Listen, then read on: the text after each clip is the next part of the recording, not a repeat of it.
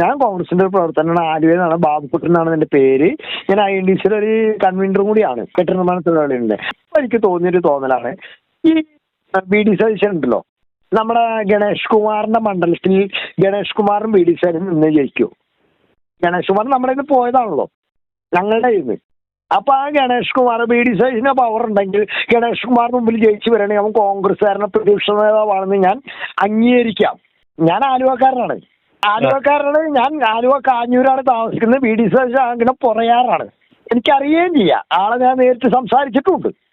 അപ്പൊ ഞാൻ ഒറ്റ കാര്യം ചോദിച്ചത് ഇത്രേ ഉള്ളൂ. BD സതീശൻ ഗണേഷ് കുമാർ ഉണ്ടല്ലോ, ഞങ്ങളുടെ നിന്ന് പോയ വ്യക്തിയാണ്. ഇപ്പൊ LDF പോയതാണല്ലോ.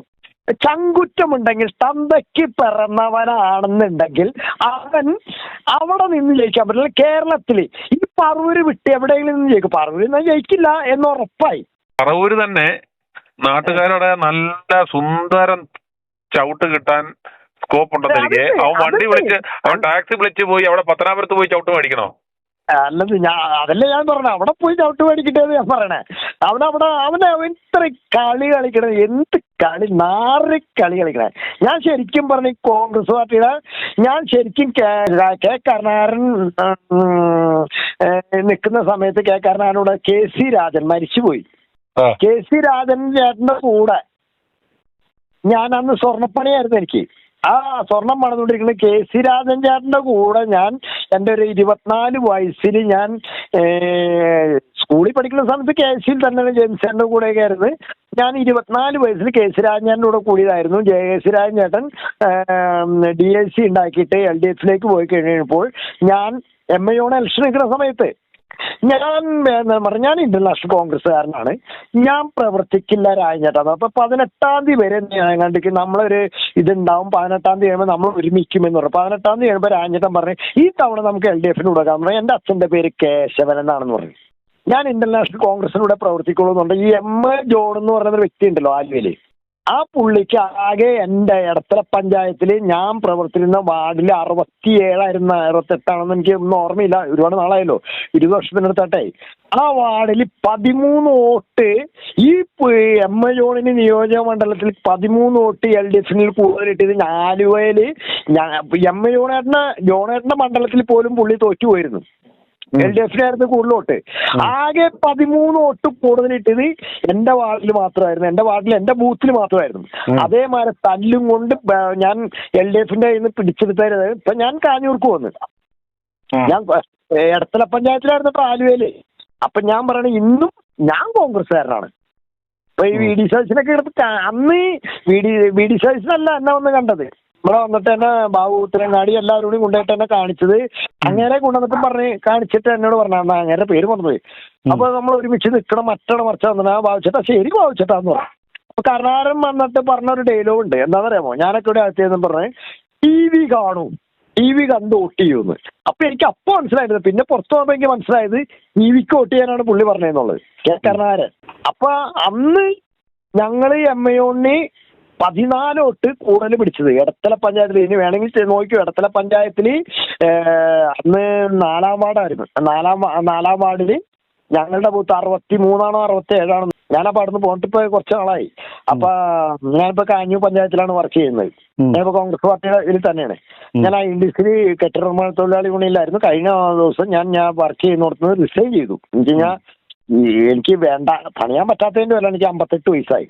അപ്പൊ എനിക്കൊരൊറ്റ ചോദ്യമുള്ളൂ, ഈ പറവൂര് വിട്ടിട്ട് ഇപ്പൊ നമ്മളുടെ പാർട്ടിയിൽ നിന്ന് പോയേക്കുന്ന എവിടെയെങ്കിലും നിന്ന് അയാൾ ജയിക്കുമോ?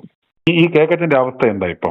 നിങ്ങൾ ഒരു പ്രവർത്തകൻ എന്ന നിലയ്ക്ക് നിങ്ങൾ എന്താണ് വിലയിരുന്നത്? ഞാൻ പറയുകയാണെങ്കിൽ കൂട്ടിക്കൊടുക്കാരന്റെ വിലയുള്ളൂ. റെയിൽവേ സ്റ്റേഷനിലൊക്കെ കൂട്ടി കൊടുക്കുന്ന കുറെ പിള്ളേര് നിൽക്കുന്നുണ്ട്. അത്രേ വിലയുള്ളൂ. ഞാൻ അത്ര വില കൽപ്പിച്ചിട്ടുള്ള അയാളെ. നിങ്ങൾക്ക് എന്ത് തോന്നുന്നു? അതായത് ഈ വരുന്ന തെരഞ്ഞെടുപ്പില് ഈ VD സതീശൻ നിൽക്കുന്നോടത്ത് തോൽപ്പിക്കണമെന്നാ പറഞ്ഞത്. പറവൂര് സംഭവം എന്ന് വെച്ച് കഴിഞ്ഞാൽ എൻ്റെ അമ്മ വീട് പറവൂരാണ്. എൻ്റെ അമ്മ വീട് പറവൂരാണ്. ചെത്തുതൊഴിലാളിയുടെ ഞാൻ ചെറുപ്പം മുതൽ അറിയുന്നത് ചെത്തുതൊഴിലാളിയുടെ കേന്ദ്രമാണത്. കമ്മ്യൂണിസ്റ്റ് പാർട്ടി എന്ന് പറയുന്ന അത്രയും വളർന്നു വന്ന സ്ഥലത്ത് ശരിക്കും പറയണമെങ്കിൽ കമ്മ്യൂണിസ്റ്റ് പാർട്ടിയുടെ ലെവലിൽ തന്നെ കമ്മ്യൂണിസ്റ്റ് പാർട്ടിയുടെ സപ്പോർട്ടോടി തന്നെ VD സതീശൻ ജയിച്ചുകൊണ്ടിരിക്കുന്നത്. പുറയാറാണ് അവൻ താമസിക്കുന്നത്. VD സതീശൻ താമസിക്കുന്ന പുറയാറ് ഫ്ലാറ്റിലാണ്. ഇവിടെ പോണ ഞാൻ കണ്ടിട്ടുണ്ട്. കഴിഞ്ഞ വെള്ളപ്പൊക്കത്തിൽ പറയാറ് അവിടെ വന്നപ്പോ അവിടെ വണ്ടിയൊക്കെ മുങ്ങി പോവുകയും ചെയ്തു. അവിടെ ഒരു മനുഷ്യനെ അറിയില്ല, പിന്നെ ഞാനും അറിയില്ല എന്ന് പറഞ്ഞിട്ടായി പോയി. എനിക്കിഷ്ടമല്ല ആളെ. ഈ രാഹുലിനെയും അതുപോലെ തന്നെ ഷാഫി പറമ്പിലിനെയൊക്കെ ഞാൻ വളരെ ഇഷ്ടപ്പെടുന്നു. എന്റെ മക്കളുടെ പ്രായമുള്ളൂ. ഇഷ്ടപ്പെടാന്ന് പറഞ്ഞാൽ ഈ പരസ്യമായിട്ട് പറയരുത് പറയും. ഞാൻ പറയും എന്ന് പറയാൻ കാരണമായിട്ട് എനിക്ക് സ്ഥാനവും ഒന്നും വേണ്ട. ഞാൻ ഇപ്പോൾ INDC ഏരിയ കൺവീനർ ആണെന്നുള്ളൂ മാത്രമേ ഉള്ളൂ. INDC ഏരിയ കൺവീനർ എന്ന് പറഞ്ഞാൽ കെട്ടിട നിർമ്മാണ തൊഴിലാളികളുണ്ട് ജിന്നാസിന്റെ കീഴിൽ നിൽക്കുന്നത്. ആലുവ ടൗണിൽ എവിടെ വേണമെങ്കിലും അന്വേഷിച്ചാൽ അറിയാൻ പറ്റും. തട്ടാബാബു എന്ന് പറഞ്ഞാലും ഈ ബാബുക്കുട്ടൻ എന്ന് പറഞ്ഞാലും എല്ലാ കോൺഗ്രസ് അറിയാം. MIO അടക്കം മുത്തലി അടക്കം എല്ലാവരും അറിയും. എനിക്കിപ്പോഴും അറിയേണ്ട ഒറ്റ കാര്യം രാഹുൽ മാങ്കുട്ടനെ തിരിച്ചെടുത്തോ എന്ന് മാത്രമേ എനിക്ക് അറിയേണ്ട കാര്യമുള്ളൂ. ആ പയ്യനെ തിരിച്ചെടുക്കണം, ആ മോനെ തിരിച്ചെടുക്കണം. ഞാൻ അമേരിക്കന്ന് മാത്യു ജോർജ്. ഇന്ന് ഈ വരിയെടുത്തവന്മാരെല്ലാം കൂടെ ഇന്ന് ഡൽഹി പോയിരുന്നല്ലോ. ഒരു ഗുണമുണ്ടായില്ല. എല്ലാം കോന്തം കൊല്ലത്ത് പോലെ എല്ലാം തിരിച്ചു വരുന്നുണ്ട്. എൻ്റെ കളഞ്ഞെണ്ണനെ പോലെ. ഇവന്മാർക്കൊന്നും ഒരു ഗുണവും പിടിക്കത്തില്ല. ഇപ്പം ഇവന്മാരെല്ലാം കൂടെ ഈ പടയെടുത്ത് പോയല്ലോ. ആരെങ്കിലും എന്തെങ്കിലും ഒരു ഡിസിഷനോടെ പറഞ്ഞു, എന്തെങ്കിലും അഭിപ്രായം പറയാമെന്ന് ആർക്കറിയാം. എല്ലാവരും അവനവൻ്റെ ഇഷ്ടത്തിന് പോയിച്ച് വന്നു. കുറച്ച് പൈസ ഫ്ലൈറ്റുകാർക്ക് കിട്ടി. അല്ലാതെ എന്തോ ഗുണമുണ്ടായത്? ഇവന്മാരെ നമ്മൾ ഈ കമ്മ്യൂണിസ്റ്റും BJP ആണ് രാഹുൽ മാണ്ടത്തിനെതിരായിട്ട് പറഞ്ഞെന്ന് പറഞ്ഞാൽ നമ്മൾ മണ്ടന്മാരായി. കാര്യം അവരല്ല ഇപ്പം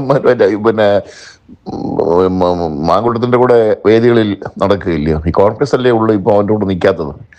ഈ കേക്കച്ചിയും കൂടെ എന്ന് രണ്ടുപേരും കൂടെ ഒന്നായോ അന്ന് മുതൽ കോൺഗ്രസിന്റെ അധപതനം തുടങ്ങി.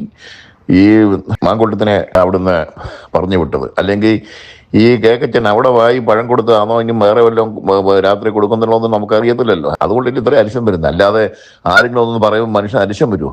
മനുഷ്യന് ഏറ്റവും അരിശം വരുന്ന ഈ കാര്യങ്ങളിലാണ്. ഈ കേക്കച്ചൻ കൊടുക്കുന്ന സാധനത്തിലാണ് ഈ ഏറ്റവും അരിശം വരുന്നത്. അപ്പം അതിൽ നിന്നുള്ള ഒരു ഇതാണ് ഉണ്ടായത്. അതുകൊണ്ടല്ലേ ഇത്രയും നാളായിട്ടും മാങ്കുട്ടത്തിന് എടുക്കാഞ്ഞ്. ഇപ്പം നമുക്ക് കമ്മ്യൂണിസ്റ്റോ BJPയോ രാഹുലിനെതിരാന്ന് പറഞ്ഞാൽ ആരെങ്കിലും വിശ്വസിക്കുമോ? അവരെല്ലാം വേദി പങ്കെടുക്കല്ലേ. അവരവിടെ പോയി രാഹുലിനെ തൂക്കണം നടക്കില്ലയോ? ഇതുവരെയും അല്ലെങ്കിൽ ഇവന്റെ കൂടെയുള്ള ഈ മാങ്ങാണ്ടി പിള്ളേർ, അതായത് മൂക്കാത്ത മാങ്ങാണ്ടികൾ ആരെങ്കിലും പറയുന്നുണ്ടോ രാഹുലിനെ എടുക്കണം തെറ്റായിപ്പോയെന്ന്? ഇവനെ നിയമസഭയ്ക്കകത്തുള്ള കാര്യം നോക്കിയാൽ പോരെ? മറ്റേ കാര്യങ്ങൾക്ക് നോക്കാനെ കൊണ്ട് KPCC ഇല്ലേ? അവനെ സസ്പെൻഡ് ചെയ്യണമെന്നും ഇതൊക്കെ പറയാനെ കൊണ്ട് അവരില്ലേ? ഇവനെ വിട്ടുകൊടുത്തു. ഇവൻ നശിപ്പിച്ച നാരായണക്കല്ലാക്കിയ. അതുകൊണ്ട് കേക്കച്ചൻ ഒഴിയാതെ ഈ കോൺഗ്രസ് ഗുണം പിടിക്കത്തില്ല. കേരളമായിട്ട് ഗുണം പിടിക്കാൻ പോകുന്നില്ല. കേക്കച്ചനെ ഏതായാലും പെട്ടു കേട്ടോ. കേക്കച്ചനെ ഇന്നലെ റെഡ് അലർട്ട് പറഞ്ഞതിൽ എല്ലാവരും ഇപ്പം അവനോട് എതിരായി. ഇപ്പം അവനും പ്രശ്നമായി കിടക്കുക. അവനിപ്പം KPCCയുടെ അതിനകത്തൊക്കെ അവൻ എതിർപ്പ് തെളിയിച്ചു. ഇപ്പം ഇങ്ങനെ വരുമ്പോൾ ഇവൻ ഒറ്റപ്പെടും. ഇവനെ മിക്കവാറും നമ്മൾ ഉദ്ദേശിച്ചതിനേക്കാളൊക്കെ മുമ്പ് ഇവൻ ഇവിടുന്ന് തട്ടും. കോൺഗ്രസിൽ നിന്ന് ഇവനെ തട്ടും. കാര്യം അത്രയ്ക്ക് ഇപ്പം ഇവൻ്റെ പേരിൽ എല്ലാവരും എതിരായിരിക്കുക. ഓരോ ഇതിനെല്ലാം കാരണം ഇവൻ രാഹുൽ മാങ്കുട്ടത്തിനെ ചെയ്തതാണ്. ഇവൻ അനുഭവിച്ചേ പറ്റത്തുള്ളൂ. കാര്യം ഇപ്പം വേണുഗോപാലൊക്കെ നല്ല സ്റ്റഡിയായി. വേണുഗോപാലിൻ്റെ സൈഡിലായി ഇപ്പം ആൾക്കാർ മുഴുവനും. കാര്യം വേണുഗോപാൽ ആരായാലും വേണ്ടിയില്ല, ഇവൻ പോകണം. ഇവൻ പോയെങ്കിലേ ശരിയാകത്തുള്ളൂ. എന്തെങ്കിലേ ഇത് കാര്യം വേണുഗോപാലൊന്നും ഇങ്ങനെ ആരും ചെയ്യത്തില്ല. ഇങ്ങനെ സ്വന്തം കൂടെ നടന്നവനെ ആരെങ്കിലും ഇങ്ങനെ ചെയ്യുമോ? ഒരു കുറ്റവും ഇല്ലാതെ ആരാണ്ട് പെണ്ണുങ്ങൾ പറഞ്ഞെന്നും പറഞ്ഞിട്ട് ചെയ്യുമോ? ഇവൻ ആരാ? പെങ്കോന്നനാണോ ഈ നാറി? ഏതായാലും അവന് മിക്കവാറും നമ്മൾ ഉദ്ദേശിച്ചതിലൊക്കെ കൂടുതൽ നേരത്തെ ഇവൻ മാറിക്കിട്ടും. ഓക്കെ. ഈ കോൺഗ്രസ് എങ്ങോട്ടാ പോണു സാർ? ഈ കോൺഗ്രസ് മുടിപ്പിച്ചല്ലോ, നാട് മുടിപ്പിക്കാനാണ്. ഇവന്മാര് ഈ കുട്ടികളിലൊക്കെ വേണ്ടാത്തരം പറഞ്ഞ് വേർപെടുത്തിയിട്ട് ഇവന്മാർക്കൊക്കെ ഈ പെണ്ണ് പിടിക്കലും കക്കലും അമ്പലം വിഴുങ്ങാനും കൊലയും ഇത് മാത്രം അവർ പഠിച്ചിട്ടുള്ളൂ സാർ. അല്ലാതെ നാട് നന്നാക്കണം, നാട്ടുകാരെ നന്നാക്കണം എന്നുള്ളതില്ല. ഇവരെല്ലാവരെയും മുക്കിപ്പറഞ്ഞ് വോട്ട് മേടിച്ച് ഇവന്മാരുടെ പോക്കറ്റ് നിറച്ച് കള്ളവും കൊലയും തെണ്ടിത്തരവും പറഞ്ഞ് നടക്കണം ഈ സതീശനും ഈ ചെന്നിത്തല അവന്മാരുടെ കൂട്ടുകാരും. ഈ പൊന്നുമക്കളിനെയൊക്കെ വേർപെടുത്തിട്ട് ഇവന്മാർ എങ്ങോട്ടാ പോണത്? ഇവന്മാരാരെങ്കിലും നിന്നിട്ട് വോട്ട് കിട്ടുന്നുള്ള പ്രതീക്ഷയുണ്ടാ? കോൺഗ്രസ് മുങ്ങിയ തന്നെ കപ്പൽ മുങ്ങിയ പോലെ കോൺഗ്രസ് മുങ്ങും സാറിനി. മെല്ലെ എല്ലാവരും കൂടി ഒന്ന് പൊക്കിയിട്ടുള്ളൂ, സന്തോഷമായതാണ്. അതെല്ലാം നശിപ്പിച്ചു കളഞ്ഞു ഈ നായക്കള്, വെറും വിഡ്ഢികള്. ഇവന്മാരൊക്കെ എന്തിനാ ജീവിച്ചിരിക്കണേ? അതാണ് മാനവും തോലും ഉണ്ടെങ്കിൽ ഇവന്മാരൊക്കെ രാജിവെച്ച് പോണതല്ലേ സാർ നല്ലത്. കണ്ടില്ലേ ഇപ്പൊ അയ്യപ്പന്റെ സ്വർണം മാത്രമല്ല പോയിരിക്കുന്നത്, അവിടുത്തെ ഒരുപാട് വെള്ളി സാധനങ്ങൾ പോയിട്ടുണ്ട്. സ്വർണം മാത്രമല്ല സാർ, ഇവർ സ്വർണത്തിന്റെ പിന്നാലെ മാത്രമേ പോണുള്ളൂ. വെള്ളി കൊണ്ടുള്ള ആൾക്കാരെ രൂപങ്ങളും വീടുണ്ടാക്കി വീടുകളും തേരും പറഞ്ഞ പോലെ എല്ലാ സാധനവും അവിടെ എത്തുന്ന കാര്യങ്ങളാണ്. അത് മുഴുവനും മുഴുങ്ങിയിട്ടുണ്ട് പണത്തിന്റെ പുറമെ. ഇത്രയും ഭക്തന്മാര് 41 90 ദിവസം വെറുതെ ഇരുന്നിട്ട് പദയാത്ര പോയി അവിടെ പോയി ഓരോ വഴിപാടുകളും നടത്തണം. ഇവന്മാരുടെ അണ്ണാക്കിൽ ഒഴുക്കാനല്ല സാർ. അത് അയ്യപ്പന് സമർപ്പിച്ചത് അയ്യപ്പനായിട്ട് അവിടെയുള്ള സൗകര്യങ്ങൾ പോണ മക്കൾക്ക് ജനങ്ങൾക്കും സൗകര്യങ്ങൾ ഉണ്ടാക്കി കൊടുക്കണം. അതാണ് അവര്. ഇവന്മാരെന്താ ചെയ്യണം? VIP വന്നാൽ അവരിനെ കയറ്റി വിടുക, പാവപ്പെട്ടവർ ഇത്രയും ചീരഴിഞ്ഞ് പോകുമ്പോൾ അവരിനെ തള്ളി വിടുക. ഇത്രയും കൂട്ടത്തിൽ നിർത്തിയിട്ട് ഒരൊറ്റ തള്ളാണ്. അത് വീണത് വീണു, ചത്തത് ചത്തു, കുട്ടിയില്ല, മക്കളില്ല, വയസ്സായവരില്ല, ആരുമില്ല. അങ്ങനെ ഒരു പ്രവൃത്തിയാണ് ഇവരുടെ കയ്യിലുള്ളത്. പിന്നെ അതേപോലെ ഈ ദേവസ്വം ബോർഡ് ഏതൊരു അമ്പലം ഉണ്ടോ ആ അമ്പലമൊക്കെ ഇപ്പൊ ടെസ്റ്റ് ചെയ്തോളി. എല്ലാ അമ്പലങ്ങളിലെയും ഇവര് മുക്കിയിട്ടുണ്ട് സാറ്. ഇന്നലെയും തുടങ്ങിയതല്ല. ഈ 10 വർഷത്തിനിപ്പുറം ഒരുപാട് മുക്കിയിട്ടുണ്ട്. ഇവന്മാരെ എല്ലായിടത്തെയും കഴിഞ്ഞ് ലാസ്റ്റ് അയ്യപ്പനെ പിടിക്കാൻ പോയത്. അയ്യപ്പന്റെ അടുത്ത് ഉണ്ടോ കളി? ഇവരുടെ കളിയൊക്കെ അയാൾ അങ്ങോട്ട് നിരത്തി കൊടുത്തു. ഒരിക്കൽ പെണ്ണുങ്ങളെ കയറ്റിയതിന്റെ വിവരം മനസ്സിലായില്ലേ? വെള്ളപ്പൊക്കം, ഒരു പുറാണ, എല്ലാം ഒന്നാടത്ര മുടിഞ്ഞ് ഈ പിണറായി മറത്തെണ്ടി അല്ലാതെ അവനെന്താ ഞാൻ പറയുക? ആ നായി പിണനായി കണ്ണിക്കണ്ട ആ ശബരിമല പുണ്യസ്ഥലത്തേക്ക് കയറ്റിയ പുണ്യമണ്ണിൽ ചവിട്ടിയതോടുകൂടി നശിച്ചു. അവന്റെ അവസാനമാണ്. അവനൊന്നും ആയില്ല. അവൻ പുഴുത്ത് അവനും അവന്റെ കുടുംബം 7 തലമുറയ്ക്ക് അവൻ നശിച്ച് നാരായണ കല്ല് പിടിച്ച് പെട്ടെന്ന് മരിക്കാൻ പാടില്ല. അവനെല്ലാം അനുഭവിച്ചിട്ടേ മരിക്കാവൂ സാർ. ഇത് ഞങ്ങൾക്ക് സങ്കടമുണ്ട്, ഒരുപാട് സങ്കടമുണ്ട്. ഞാൻ പദയാത്രയ്ക്ക് പോയി മല ചവിട്ടിയ ഒരു സ്ത്രീയാണ് ഞാൻ. ഒരു അമ്മയാണ്, 65 വയസ്സായ ഒരു അമ്മയാണ്. പദയാത്ര പാലക്കാട്ടിൽ നിന്നും ശബരിമല വരെ പദയാത്രയ്ക്ക് പോയ ഒരു അമ്മയാണ്. എന്തുമാത്രം കഷ്ടപ്പെട്ടിട്ടാണ് അവിടെ പോകുന്നത്. ഒരു നോക്ക് അയ്യപ്പനെ കാണാൻ ഞങ്ങൾക്ക് കിട്ടില്ല. ഇത്രയും കഷ്ടപ്പെട്ട് അവിടെ കയറി പോകുമ്പോൾ തള്ളിയിട്ടും ഉന്തിയിട്ടും മാറ്റിയിട്ടും ഒരു നോക്ക് അയ്യപ്പനെ കാണാൻ എത്ര പ്രാവശ്യം കരഞ്ഞു വന്നിട്ടുണ്ടെന്ന് അറിയാം സാർ. ഈ സങ്കടങ്ങളൊക്കെ എവിടെ പറയാ, ആരോടെ പറയാ?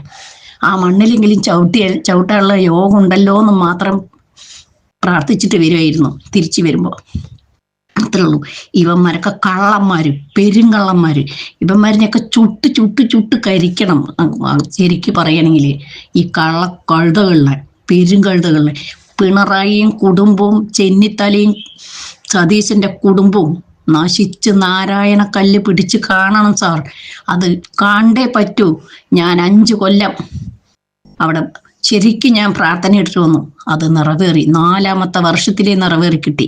ഇപ്പൊ ഈ 5 വർഷത്തിൽ ഇവനെയൊക്കെ ജെട്ടിയിൽ നടത്തിക്കും ഉറപ്പായിട്ടും. ഭഗവാൻ അയ്യപ്പസ്വാമി അവനെ റോട്ട് കൂടെ ജെട്ടിയിൽ, അവനിട്ട ജെട്ടിയും കൂടി ഇല്ലാതെ പെണ്ണുങ്ങൾ നടത്തിക്കും അവനെ.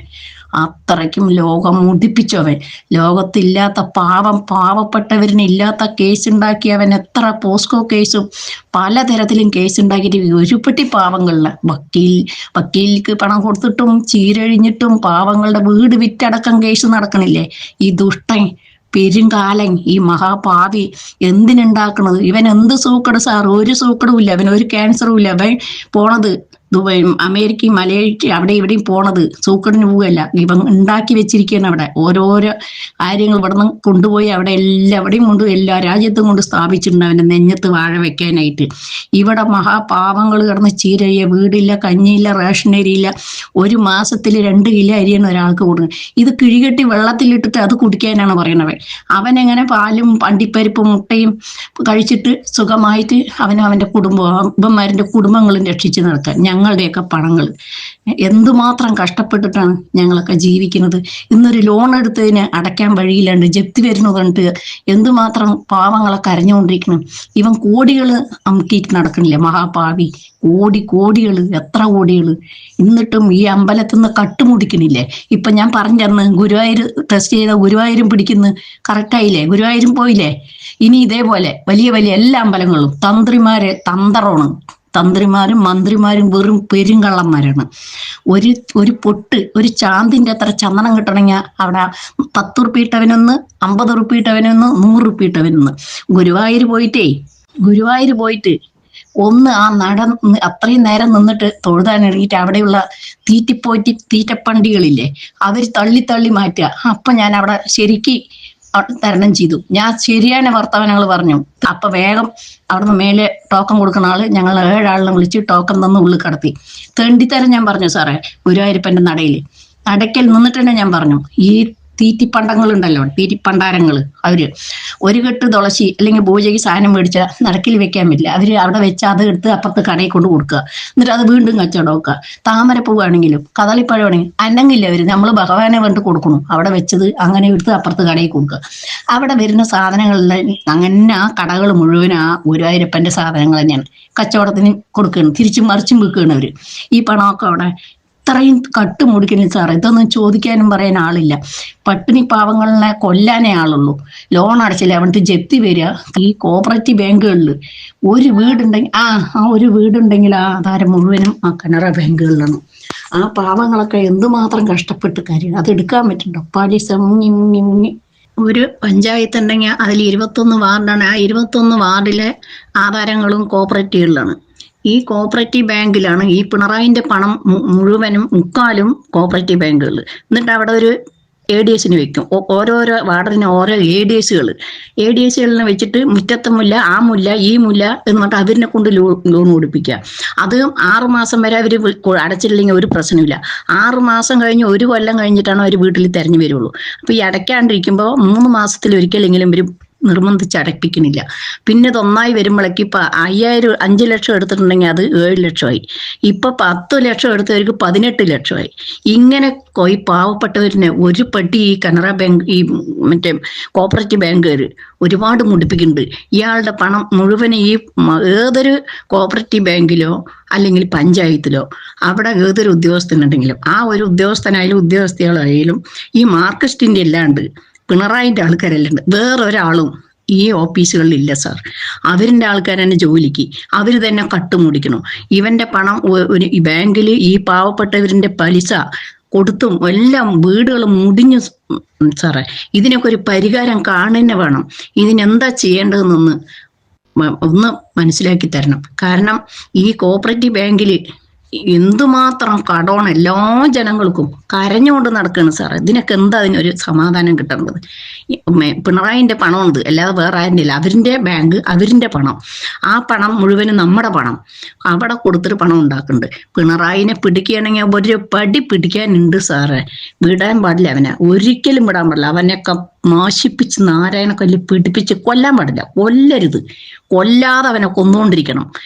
എന്നാലേ ഈ ലോകത്തിന് നീതി, ഭൂമിക്കും സമാധാനം കിട്ടുള്ളൂ. ഈ ദുഷ്ടനെ, അവന് അർഹതപ്പെടാത്ത പൈസ അവന്റെ കയ്യിലുണ്ടെങ്കിൽ, അവന്റെയോ മക്കളുടെയോ കുടുംബത്തിന്റെയോ കയ്യിലുണ്ടെങ്കിൽ ശരിക്കും അത് കോടതി പിടിച്ചെടുത്തേ പറ്റൂ. അത് അല്ലാതെ പറഞ്ഞിട്ട് വിടാൻ പാടില്ല. ഇത് ശരിക്ക് ഒരു കളി കളിക്കും അവൻ ഉറപ്പായിട്ടും. പാവപ്പെട്ടതിന്റെ ഒരാളുടെ രണ്ടാളുടെ അല്ല ശാപം, കോടിക്കണക്കിൽ പാവപ്പെട്ടതിന്റെ ശാപമാണ് ആ ദുഷ്ടൻ അനുഭവിക്കുന്നു, ആ കുടുംബം. ഈ പന്നികളൊക്കെ എന്തിനാ ഈ പന്നികൾ ഇങ്ങനെ മറ്റുള്ളവരുടെ ഈ പിച്ച തൊട്ടിയില് പിച്ചപ്പാത്രത്തിൽ കയറ്റ് മാന്തി തിന്നതും പോരാ, അവരിനെ പിടിച്ച് അടിക്കലും വട്ടലും കൊല്ലലും. മഹാപാവികള്, എത്ര പറഞ്ഞാലും പോരെ സാറേ. എന്റെ പേര് ജോസ് എന്നാണ്, ഞാൻ US നിന്നാണ് വിളിക്കുന്നത്. ഞാൻ വിളിച്ചത് ഒരു പ്രധാനപ്പെട്ട, ഇപ്പം സുല്ലേട്ടന്റെ വീഡിയോസും എല്ലാം ഞാൻ കാണാറുണ്ട്. വളരെ വലിയൊരു പോരാട്ടമാണ് സുല്ലേട്ടൻ നടത്തിക്കൊണ്ടിരിക്കുന്നത്. അതിനാദ്യം ഞാൻ അഭിനന്ദിക്കുന്നു. അതിനുശേഷം പ്രധാനപ്പെട്ട ഒരു കാര്യം പറയാനുള്ളത്, അതായത് ഈ BJPയും CPM-ഉമായിട്ട് ഒരു അന്തർധാര ഉണ്ടെന്നുള്ളത് ഏത് മനുഷ്യനും അറിയാവുന്ന ഒരു കാര്യമാണ്. അവർ തമ്മിൽ വ്യക്തമായ ഒരു പ്ലാൻ അവർ ചെയ്യുന്നുണ്ട്. അതായത് വരുന്ന തെരഞ്ഞെടുപ്പിൽ ഇവർ തമ്മിൽ അഡ്ജസ്റ്റ്മെന്റ് ചെയ്ത് ഭരണവിരുദ്ധ വികാരത്തെ മാക്സിമം സ്പ്ലിറ്റ് ചെയ്യിച്ചിട്ട് ഈ വീണ്ടും പിണറായി തന്നെ അധികാരത്തിൽ കൊണ്ടുവരിക എന്നുള്ള ഒരു ധാരണ ഇവരുണ്ടാക്കിയിട്ടുണ്ട്. പ്രത്യക്ഷമായിട്ടല്ലെങ്കിലും പരോക്ഷമായിട്ട് ഇവരുണ്ടാക്കിയിട്ടുണ്ട്. നമുക്ക് ഊഹിക്കാവുന്ന കാര്യമാണ്. അപ്പൊ അതുകൊണ്ട് തന്നെ ഈ പറയുന്ന ക്രെഡിബിലിറ്റി ഉള്ള ഒരാളെ ഫ്രണ്ടിൽ നിർത്തിയില്ലെങ്കിൽ UDF ഒരു കാരണവശാലും അധികാരത്തിൽ വരത്തില്ല. അതായത് ക്രെഡിബിലിറ്റി ഉള്ള ആളെന്ന് പറഞ്ഞു കഴിഞ്ഞാൽ പിണറായിയെ അധികാരത്തിൽ വന്നു കഴിഞ്ഞാൽ പിണറായിക്കെതിരെ ശക്തമായ നടപടി എടുക്കുമെന്ന് ജനങ്ങൾക്ക് വിശ്വാസമുള്ള ഒരാൾ തന്നെ മുമ്പിൽ നിൽക്കണം. വേണുഗോപാലിന് ആ ക്രെഡിബിലിറ്റി ഇല്ല, സതീശന് ആ ക്രെഡിബിലിറ്റി ഇല്ല, ചെന്നിത്തലയ്ക്കും ആ ക്രെഡിബിലിറ്റി ഇല്ല. 3 പേർക്കും ക്രെഡിബിലിറ്റി ഇല്ല. ജനങ്ങളുടെ മുമ്പിൽ ഈ പറയുന്ന TPയുടെ കാര്യത്തിൽ ചെയ്ത പോലെ തന്നെയുള്ള ഒരു ഒത്തുകളി വീണ്ടും നടക്കും എന്നുള്ളത് ജനങ്ങൾക്ക് പൂർണ്ണമായിട്ടും അറിയാം. അതുകൊണ്ട് തന്നെ സുധാകരൻ മുമ്പിൽ നിന്നാലേ ഉള്ളൂ UDF അധികാരത്തിൽ വരത്തുള്ളൂ. ഇങ്ങനെ, അതായത് ഇത് ശരിക്കും ഇതിനകത്തൊരു മെയിൻ പ്രശ്നം എന്താണെന്ന് വെച്ച് കഴിഞ്ഞാൽ മെയിൻ നേതൃത്വത്തിലേക്ക് ഇത് എത്തുന്നില്ല എന്നുള്ളതാണ് ഏറ്റവും വലിയ കാര്യം. ഇപ്പം സുനിലേട്ടന്റെ വീഡിയോസും കാര്യങ്ങളൊക്കെ പൊതുസമൂഹം കാണുന്നുണ്ട്, സാധാരണക്കാരായ ജനങ്ങൾ കാണുന്നുണ്ട്. പക്ഷെ കാണേണ്ട ആളുകൾ കാണുന്നുണ്ടോ എന്നുള്ളതാണ് ഇവിടുത്തെ. നമ്മൾ നേരത്തെ പറഞ്ഞില്ല, അങ്ങനെ ഒരു കാണേണ്ട ആളുകൾ ഇല്ലെന്ന് ഇവിടെ കോൺഗ്രസില്. അവന്മാര് ബന്ദികളാണ്, കർണാടക ലോബിയുടെ ബന്ദികളാണ് അവന്മാര്. അതുകൊണ്ട് അങ്ങനെ ഒരു ഹൈക്കമാൻഡ് എന്ന് പറഞ്ഞൊരു ഹൈപ്പത്തറ്റിക്കൽ സാധനം അവിടെ ഒരു സാധനം ഇല്ല. അവിടെ ഉള്ളതാകെ ഈ സരിതാ ഗോപാലിനും മറ്റേ കർണാടകയിലെ ഇവന്മാരുമായേ ഉള്ളൂ. അതാണ് ഈ പാർട്ടിയുടെ ഗതികേടെന്ന് നമ്മൾ മനസ്സിലാക്കണം. അതല്ലേ നമ്മൾ പറയുന്നത്. എന്നോട് എല്ലാരും വിളിച്ചു ചോദിക്കുന്നുണ്ട് എന്തുകൊണ്ട് ഇത് രാഹുൽ കാണുന്നില്ല, സോണിയെ കാണുന്നില്ല, അല്ലെങ്കിൽ പ്രിയങ്ക കാണുന്നില്ല എന്ന് ചോദിക്കുമ്പോഴും അവര് ഗതികേടിലാണ്. അവര് ബന്ദികളാണ്. അവർക്ക് ഈ വിഷയങ്ങളിലൊന്നും ഒരു ഡിസിഷൻ എടുക്കാൻ പറ്റാത്ത ഒരു അവസ്ഥയിലല്ല അവര് ഹോസ്റ്റേജസ് ആണ്. ശരിയാ. അതായത് അങ്ങനെ എന്തെങ്കിലും ഒരു കൺട്രോൾ നഷ്ടപ്പെട്ട ഒരു അവസ്ഥയിൽ അല്ലെങ്കിൽ ഇതുപോലെ കടന്ന് ഇവന്മാര് പൂണ്ട് വിളയാടത്തില്ലല്ലോ. അപ്പം ഇതിന്റെ അകത്ത് പക്ഷെ ഞാൻ പറയുന്ന ഒരു ശ്രമം എന്നുള്ള നിലയ്ക്ക് ഇത്രയും ആളുകളുടെ സപ്പോർട്ടുണ്ട്. ആ ആളുകള് ഒരു എന്തെങ്കിലും ഒരു സൊല്യൂഷൻ നമുക്ക് കണ്ടെത്താൻ പറ്റുമോ? അതായത് രാഹുൽ ഗാന്ധിയിലേക്ക് ഇത് എത്തിയിട്ടുണ്ടെന്ന് നമുക്ക് 100%. അല്ല, രാഹുൽ ഗാന്ധിയിലേക്ക് എത്തിയിട്ട് കാര്യമില്ലെന്ന്. രാഹുൽ ഗാന്ധിക്ക് ഒന്നും ചെയ്യാൻ പറ്റില്ല. അയാൾ ബന്ദിയെന്ന് നമ്മൾ പറഞ്ഞല്ലോ. He can do anything. അല്ലെങ്കിൽ ഇത്രയും ഈ സിറ്റുവേഷൻ വേസ്റ്റ് ആകാതെ, ഇത്രയും ക്രൈസിസിലാകാതെ, ഇത്രയും ഇവിടെ ഒരു എന്താ പറയുന്ന ഒരു നാഥനില്ലാത്ത ഒരു സ്ഥാനം പോലെ ഇത് ഒരിക്കലും പോകത്തില്ലായിരുന്നു. അതായത് ഇപ്പം സതീശന്റെ ഹോൾഡ് ഇപ്പൊ കുറഞ്ഞു വന്നുകൊണ്ടിരിക്കുകയാണല്ലോ. അത് സുനിലേട്ടന്റെ വീഡിയോസ് അതിന്റെ അകത്ത് ഒരു വലിയ പങ്കാളിത്തം വഹിച്ചിട്ടുണ്ടെന്ന് 100% ഉറപ്പിച്ച് പറയാൻ പറ്റും. ഈ വൃത്തികെട്ടവനുമായിട്ട് മുന്നോട്ട് പോയാൽ ഇത് പ്രസ്ഥാനം നശിക്കുമെന്ന് അവർക്ക് മനസ്സിലായി. അന്നേരം അവരൊരു ഓൾട്ടർനേറ്റീവ് നോക്കുന്നു, കേസ് ഇവിടെ മുറുക്കാൻ നോക്കുന്നു. പക്ഷെ പകരം വരുന്നത് വേണുഗോപാലാണ്. വേണുഗോപാൽ ഇതിനേക്കാളും രസമാണ്. പുള്ളിയും ഈ പറയുന്ന സതീശന്റെ മറ്റൊരു പതിപ്പാണ് ഈ വേണുഗോപാൽ. ഇവർക്ക് 3 പേർക്കും ക്രെഡിബിലിറ്റി ഇല്ല. അതായത് ഈ വേണുഗോപാലിനും ക്രെഡിബിൾ, അത് പച്ചയായ യാഥാർത്ഥ്യമാണല്ലോ. അത് സാധാരണ കോൺഗ്രസ്സുകാർക്ക് പോലും ഇവരെ വിശ്വസിക്കുന്നില്ല. ഈ വേണുഗോപാലിന് വിശ്വാസമില്ല, ചെന്നിത്തലന് വിശ്വാസമില്ല, സതീശന് വിശ്വാസമില്ല. ഇപ്പം വ്യക്തമായിട്ട് ഇപ്പൊ ചെന്നിത്തലയുടെ വിഷയം തന്നെ പറയുവാണെങ്കിൽ പുള്ളി അന്ന് ആർജവത്തോടെ ഒരു നിലപാട് എടുത്തിരുന്നെങ്കിൽ ഇന്ന് പിണറായി വിജയൻ മുഖ്യമന്ത്രി ആവില്ലായിരുന്നു. ടിവിയുടെ വിഷയത്തിൽ വ്യക്തമായിട്ട് പിണറായിയുടെ ഇൻവോൾവ്മെന്റ് ഉണ്ടെന്നുള്ളത് സത്യസന്ധമായ രീതിയിൽ അന്വേഷണം നടത്തിക്കൊണ്ടിരുന്നപ്പോഴാണ് ഫുൾ സ്റ്റോപ്പ് ഇട്ട പോലെ അന്വേഷണം നിന്നത്. അതിന്റെയൊക്കെ പുറകിൽ ഒത്തുകളി ഉണ്ടെന്നുള്ളത് ഏത് മനുഷ്യനും അറിയാം. അതുകൊണ്ട് തന്നെ ഈ പറയുന്ന നേതാക്കളെ ആരെയും ജനങ്ങൾക്ക്, കോൺഗ്രസ് പ്രവർത്തകർക്കെന്നല്ല നിഷ്പക്ഷരായ ആളുകൾ പോലും ഇവരെ ആരെയും വിശ്വസിക്കുന്നില്ല. ഇവർ ഈ 3 പേരെയും വിശ്വസിക്കുന്നില്ല. സുധാകരനെ തന്നെ, ഇന്നലെ സുനിലേട്ടന്റെ വീഡിയോ ഞാൻ കണ്ടിരുന്നു, സുധാകരനെ അല്ലെങ്കിൽ അടൂർ പ്രകാശിനെ, ഈ 2 പേരിൽ ഒരാളെ മുന്നിൽ നിർത്തിയില്ലെങ്കിൽ UDF അധികാരത്തിൽ വരില്ല എന്നുള്ളത് പച്ചയായ യാഥാർത്ഥ്യമാണ്. അത് പച്ചയായ യാഥാർത്ഥ്യം. ഞാൻ പറഞ്ഞ ഈ സതീശൻ എന്ന് പറഞ്ഞവൻ ആഗ്രഹിക്കുന്നത് തന്നെയാണ് ഇവിടെ വരുന്നത്. വരാതിരിക്കുകയാണെങ്കിൽ അവന് പ്രതിപക്ഷ നേതാവാകാം, അവന് ആ 2000 കോടി കിട്ടുകയും ചെയ്യും. അതെ. അങ്ങനെ എന്തുകൊണ്ടും എങ്ങനെ വന്നാലും ഇതിന്റെ നേട്ടം ഇവനാണെന്ന് നമ്മൾ മനസ്സിലാക്കണം. അതെ. അപ്പം ഈ സുധാകരൻ എന്ന് പറഞ്ഞ പുള്ളി ഇപ്പൊ കംപ്ലീറ്റ്ലി മാറി നിൽക്കുന്ന പോലെയാണ് എനിക്ക് തോന്നുന്നത്. കാരണം പുള്ളിനെ അപമാനിച്ചിറക്കി വിടുവാണല്ലോ ചെയ്തത്. അതുപോലെ ഈ പാർട്ടിക്ക് വേണ്ടി ഇത്രയും പ്രയത്നിച്ച് ഇയാളെ ഇവന്മാരെ ഈ പണി ചെയ്യുമ്പോ അയാൾ ഓർക്കത്തില്ല, എന്നാൽ ഇവന്മാരൊന്നും ഉണ്ടാക്കട്ടെന്ന് ഓർക്കത്തില്ലേ? സ്വാഭാവികമായിട്ടും ആരും ചെയ്യുന്നതല്ലേ, ആരുടെ ഒരു മനോവികാരമല്ലേ അത്? അതെ, ശരിയാണ്. അതായത് പുള്ളിയെ അപമാനിച്ചിറക്കി വിട്ടപ്പോ, പക്ഷെ പുള്ളി അങ്ങനെ മാറി നിൽക്കാൻ പാടില്ല. അതായത് പുള്ളിനെ അപമാനിച്ചിറക്കി വിടും, പുള്ളി മാറി നിൽക്കുമ്പോൾ ഈ വൃത്തികെട്ടവന്മാര് തന്നെ മൊത്തം ലീഡർഷിപ്പ് ഏറ്റെടുത്ത് വീണ്ടും UDFനെ കുഴിയിലോട്ട് കൊണ്ടുപോയിക്കൊണ്ടിരിക്കുകയാണ്. അപ്പം സുധാകരനെ, അതായത് അറ്റ്ലീസ്റ്റ് സുധാകരനിലേക്ക് എങ്കിലും ഈ ജനരോഷം എത്തുന്നുണ്ടോ എന്നുള്ളതാണ് ചോദ്യം. അതായത് ഇപ്പൊ സുനിലേട്ടന്റെ വീഡിയോസും ജനങ്ങളുടെ പ്രതികരണവും, അതായത് ഈ അമ്മൂമ്മമാര് പോലും പ്രതികരിക്കുന്ന വീഡിയോസ് കാണുമ്പോൾ നമുക്ക് എന്തെന്നില്ലാത്തൊരു വല്ലാത്തൊരു ഫീലിംഗ് ആണ് അന്നേരം അതൊക്കെ കേൾക്കുമ്പോൾ. അതായത് ഈ വികാരങ്ങളും ജനങ്ങളുടെ രോഷപ്രകടനങ്ങളും സുധാകരനിലേക്ക് പോലും എത്തുന്നുണ്ടോ എന്നുള്ളതാണ് ചോദ്യം. പിന്നെ സുധാകരൻ പൊട്ടനെല്ലാം കാണുന്നില്ല, ആളീ കേരളത്തിൽ ജീവിക്കുന്ന ആളല്ലേ. അതെ. അപ്പൊ പക്ഷെ പുള്ളി കംപ്ലീറ്റ്ലി വിട്ടു നിൽക്കുന്നത്. അയാൾക്ക് എന്ത് ചെയ്യാൻ പറ്റും? അയാളെ നാണം കെടുത്ത് ചിറക്കി വിട്ട് അയാൾക്ക് എന്ത് റോൾ അതിനകത്തുള്ളത്? അയാൾക്ക് എന്ത് കപ്പാസിറ്റിയിൽ ഇടപെടാൻ പറ്റും?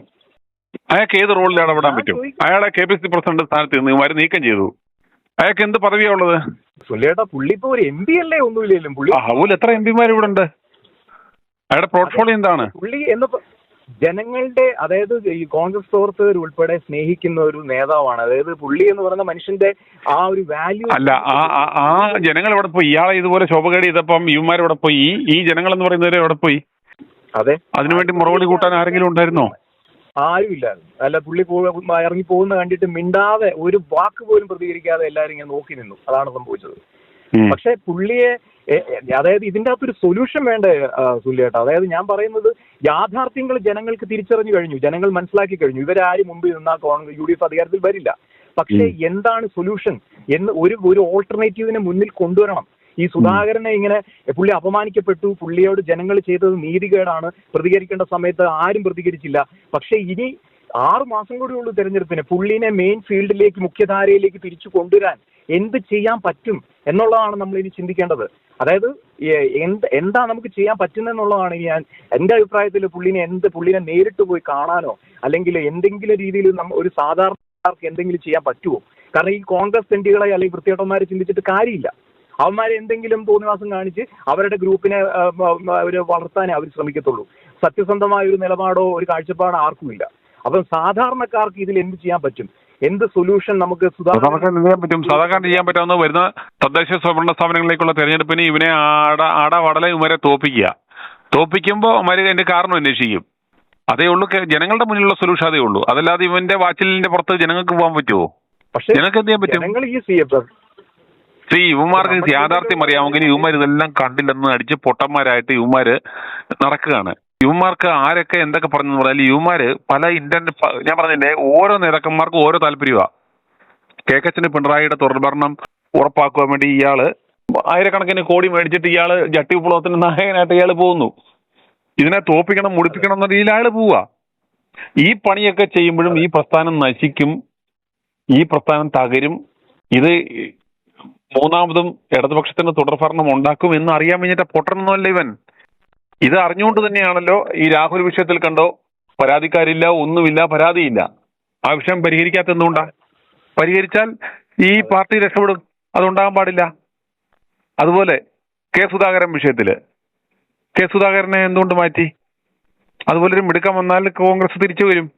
അതേസമയം ഈ അരമനക്കുണ്ടനെ ആണെങ്കിൽ ഈ ഇതുപോലെ ഒരു നാഥനില്ല കളരിയായി തമ്മിലടിച്ച് ഒരു ഡിസിഷനും ഇല്ലാതെ ഇതുപോലെ ഇത് തകരും. അന്നേരം യുവമാര് തകരാൻ വേണ്ടി ചെയ്യുന്ന പരിപാടിയാണെന്ന് ഇത് എന്തുകൊണ്ട് ഇവർക്ക് മനസ്സിലാകുന്നില്ല? അന്നേരം ഇതിനുള്ള ഏക സൊല്യൂഷൻ എന്ന് പറയുന്നത് ഈ വി ഡി സതീശൻ എന്ന് പറഞ്ഞ ഈ നാണംകെട്ടവനെ ഈ പദവിയിൽ നിന്നും മാറ്റിയാൽ ഒരു ഒറ്റ സൊല്യൂഷൻ ചെയ്താൽ മതി. ബാക്കിയെല്ലാം ഇൻ റൈറ്റ് ആവും, ബാക്കിയെല്ലാം ഇൻ പ്ലേസ് ആകും.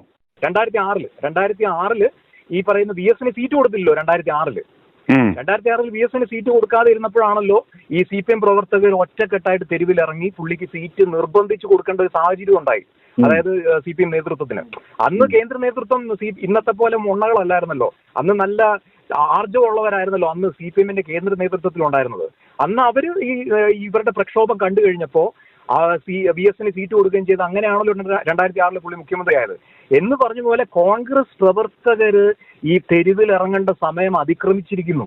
കാരണം ഇനി ഒരു ആയുസില്ല. ഇത് അവസാന വണ്ടിയാണ്. സുല്ലേട്ടന്റെ തന്നെ ഭാഷയിൽ പറഞ്ഞു കഴിഞ്ഞാൽ ഇത് അവസാന വണ്ടിയാണ്. ഇനി ഒരു അവസരമില്ല. ഇനി UDF അവന്മാർക്ക് ഇതിനെ കച്ചവടം അടിച്ച് ഉള്ള കാശും മേടിച്ച് ഇവന് മുടിപ്പിച്ചിട്ട് പോവുക എന്നുള്ളതാണ്. എനിക്ക് ശേഷം പ്രളയം എന്നുള്ളതാണ് ഇവരുടെ ആഗ്രഹം. ഇത് ഈ പൊട്ടന്മാർക്ക് മനസ്സിലാകുന്നില്ല, അതല്ലേ പ്രശ്നം. എന്റെ സിമ്പിൾ ചോദ്യം എന്താണെന്നറിയോ സുല്ലേട്ടാ? അതായത് ഇപ്പം യൂത്ത് കോൺഗ്രസ് തെരഞ്ഞെടുപ്പിൽ രാഹുൽ മാങ്കൂട്ടത്തിൽ 2,20,000 പേരുടെ സപ്പോർട്ട് ഉണ്ടായിരുന്നു. 2,20,000 പേരുടെ വോട്ടോടുകൂടിയാണ് പുള്ളി പ്രസിഡന്റ് ആയത്. അതിനുശേഷം പിന്നെ അബിൻ വർക്കി, രണ്ടാം സ്ഥാനത്ത് വന്ന അബിൻ വർക്കിക്ക് 1,70,000 വോട്ട് കിട്ടി. അതായത് ഈ രണ്ടുപേരുടെ വോട്ടേഴ്സിന്റെ എണ്ണം തന്നെ നോക്കിക്കഴിഞ്ഞാൽ 3,90,000 വോട്ടേഴ്സ് ഉണ്ട്. 3,90,000 യൂത്ത് കോൺഗ്രസ് പ്രവർത്തകര്. ഈ രണ്ടുപേരോടും ഇത്രയും നെറുകെട്ട പരിപാടി കോൺഗ്രസ് നേതൃത്വം കാണിച്ചിട്ട് ഈ രണ്ടുപേർക്കും വേണ്ടി വോട്ട് ചെയ്ത ഈ 3,90,000 പേരിൽ ഒരു 4-1 പേരെങ്കിലും തെരുവിൽ ഇറങ്ങിയിരുന്നെങ്കിൽ ഇവന്മാരുടെ തോന്നിവാസം നടക്കത്തില്ലായിരുന്നല്ലോ. അപ്പൊ ഇവരെവിടെ പോയി? ഈ 4 ലക്ഷം വോട്ടർമാർ ഈ രണ്ടുപേർക്കും വേണ്ടി വോട്ട് ചെയ്ത ഈ 4 ലക്ഷം യൂത്ത് കോൺഗ്രസ് പ്രവർത്തകര് ഇത്രയും നെറുകേട്, ഇത്രയും വൃത്തികേട് ഇവന്മാരോട് കാണിച്ചിട്ട്, ഈ രണ്ടുപേരോട് കാണിച്ചിട്ട് ഇവന്മാരെവിടെ പോയി കിടക്കുകയാണ്? ഇവന്മാരെന്താണ് പ്രതികരിക്കാത്തത്? ഇവര് വീട്ടില് ഫോൺ നോക്കിയിരിക്കുകയാണ്. അതൊക്കെ പോട്ടെ. ഈ ഒന്നിന് പകരം 4 എടുത്തു. ഇത്രയും ദിവസമായിട്ട് ഈ ഇവന്മാർക്ക് എന്തെങ്കിലും ഒരു പ്രതിഷേധവുമായിട്ട് ഇറങ്ങാനോ എന്തെങ്കിലും ഒരു ഇമ്പാക്ട് ഇവിടെ ഉണ്ടാക്കാൻ പറ്റിയോ? രാഹുൽ മാങ്കുണ്ടത്തിന്റെ അതായത് അവന്റെ ചെരുപ്പെ പറ്റിയ ഇതിന്റെ ഒരു വില പോലും ഇവന്മാർക്കുണ്ടോ? ഇല്ല.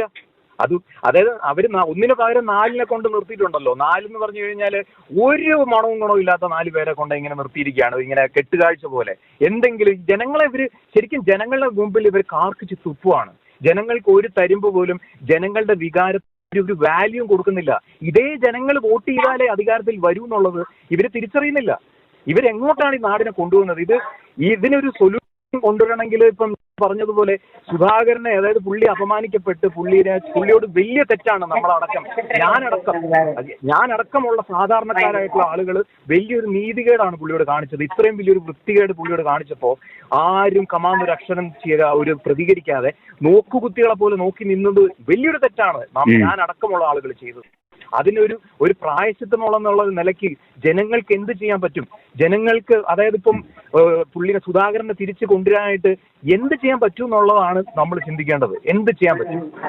അതായത് ഒരു ആഹ്വാനം പോലെ, ഒരു ക്യാമ്പയിൻ പോലെ സുധാകരനെ തിരിച്ചു കൊണ്ടുവരണം, സുധാകരൻ തിരികെ വരണം എന്നുള്ള രീതിയിൽ ഒരു സ്ട്രോങ് ക്യാമ്പയിൻ സോഷ്യൽ മീഡിയയിൽ ഇപ്പം, അല്ലെങ്കിൽ സുല്യേട്ടന്റെ തന്നെ അങ്ങനെ ഒരു ക്യാമ്പയിൻ തുടങ്ങിക്കഴിഞ്ഞാൽ വലിയ വിജയമാവുമെന്നാണ് ഞാൻ വിശ്വസിക്കുന്നത്.